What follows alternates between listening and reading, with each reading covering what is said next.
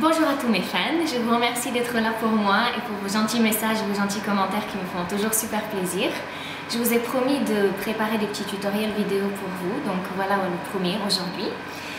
Je vais vous présenter les petites lettres alphabet de la marque FMM qui se présentent en réglettes et je vais vous montrer comment ça marche pour les utiliser.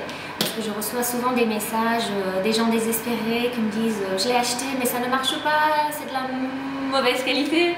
Mais bon, ça marche très bien, vous allez voir, je vais vous montrer comment faire pour l'utiliser de façon parfaite et vous allez voir, vous allez être très contents. Donc déjà pour ce qui est de la pâte, vous pouvez utiliser de la pâte à sucre classique, celle que vous utilisez d'habitude. Moi personnellement c'est la Régaliste que je prends.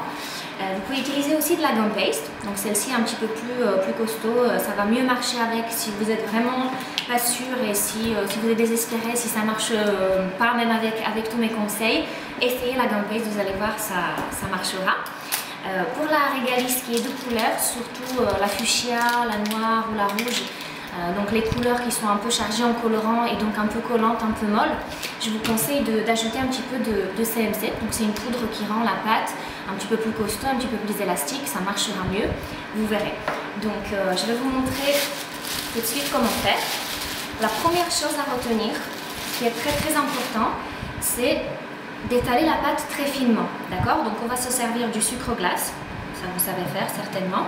Vous savez que pour que la pâte n'accroche pas sur le plan de travail, on utilise le sucre glace. Donc on va tapoter notre surface, on va étaler la pâte donc très finement. Alors, si ça accroche, surtout n'hésitez pas à en rajouter. Et j'insiste vraiment très finement, d'accord? Parce que si la pâte est trop épaisse, elle va rester dans la réglette et vous n'arriverez pas à la sortir. Ensuite, on peut étaler la pâte assez grande si vous avez un texte assez long ou un prénom long à découper. Ne vous embêtez pas à étaler à chaque fois des tout petits morceaux de pâte. Vous pouvez étaler une surface assez grande et la découper ensuite parce que vous avez remarqué que la réglette, elle se présente en une pièce. Donc surtout, ne vous amusez pas à la découper, ça ne marcherait pas. Mais on va découper la pâte et on va donc prendre des petits morceaux et découper à chaque fois les lettres une par une. Donc on va prendre par exemple la lettre U.